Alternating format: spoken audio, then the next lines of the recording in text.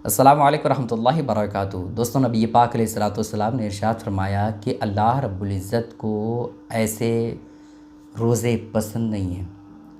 प्यारे नबी ने इरशाद फरमाया कि अल्लाह को ऐसा रोज़ा कबूल नहीं है। किस बारे में नबी पाक अलैहिस्सलाम ने इरशाद फरमाया, आज मैं आपके सामने हदीस पाक की रोशनी में बताने की कोशिश करूँगा। याद रखें दोस्तों, हम सुबह सादिक से लेकर के गुरूब आफ़ताब तक खाने पीने, जिमा और दूसरे काम से रुके रहते हैं। क्यों?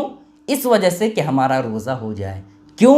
इस वजह से कि हमारे नामे आमाल में रोज़े का सवाब लिखा जाए। इस वजह से हम भूखे प्यासे और प्यास की शिद्दत और भूख की तड़प बर्दाश्त करते हैं। लेकिन अगर आपका रोज़े का सवाब नहीं मिलेगा, अगर आपके नामे आमाल में रोज़े की रूहानी फ़ायदे नहीं लिखे जाएंगे, तो फिर ऐसी कैफियत में आपका रोज़ा रखना फ़ायदेमंद नहीं होगा।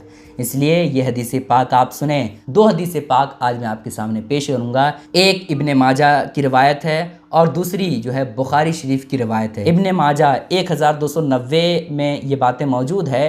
अल्लाह के रसूल सल्लल्लाहु तआला अलैहि वसल्लम ने इरशाद फरमाया कि कुछ लोग ऐसे हैं जिसका रोज़ा ही नहीं है ना, बस ऐसे ही भूखे रहते हैं।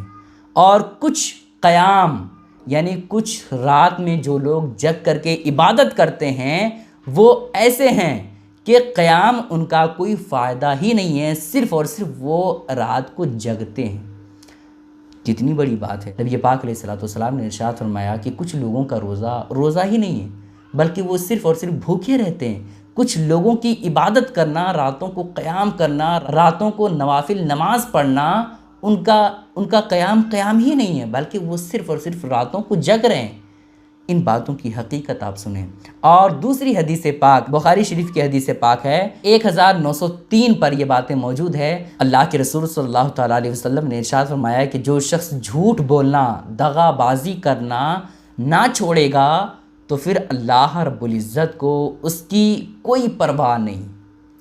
ये मैं और आप नहीं कह रहे हैं, बल्कि नबी पाक अलैहिस्सलाम इरशाद फरमा रहे हैं कि जो शख्स झूठ बोलना और दगाबाजी करना नहीं छोड़ेगा, तो अल्लाह रब्बुल इज़्ज़त को उसकी कोई परवाह नहीं है। इसके इशारे पर पूरी कायनात चलती है। अगर आपकी परवाह वही नहीं करेगा, तो फिर ऐसी कैफियत में आपकी दुनिया और आखिरत दोनों बर्बाद हो जाएगी।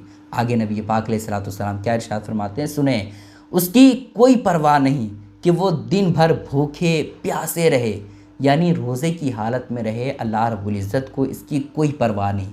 इसलिए आप रोज़े की हालत में झूठ ना बोलें, रोज़े की हालत में किसी को धोखा ना दें, रोज़े की हालत में दगाबाजी आप हरगिज़ ना करें, रोज़े की हालत में आप अपनी ज़ुबान से किसी को तकलीफ़ ना दें, रोज़े की हालत में आप अपने हाथ से किसी को तकलीफ़ ना दें, रोज़े की हालत में आप गलत काम ना करें। अगर आप गलत काम करते हैं तो नबी पाक अलैहिस्सलाम का फरमान अपने जहन में रखें, अल्लाह रब्बुल इज़्ज़त को कोई परवाह नहीं है उसके भूखे और प्यासे रहने का।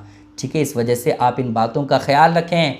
रोज़े की हालत में आप सारी चीज़ों का ख्याल रखें। देखें दोस्तों, रोज़ा तो हो जाएगा, लेकिन जो रोज़े का फ़ायदा, जो असल रूहानी फ़ायदे होते हैं, जो असल सवाब रोज़े का लिखा जाता है, वो रोज़े का सवाब रूहानी फ़ायदा नहीं मिलेगा।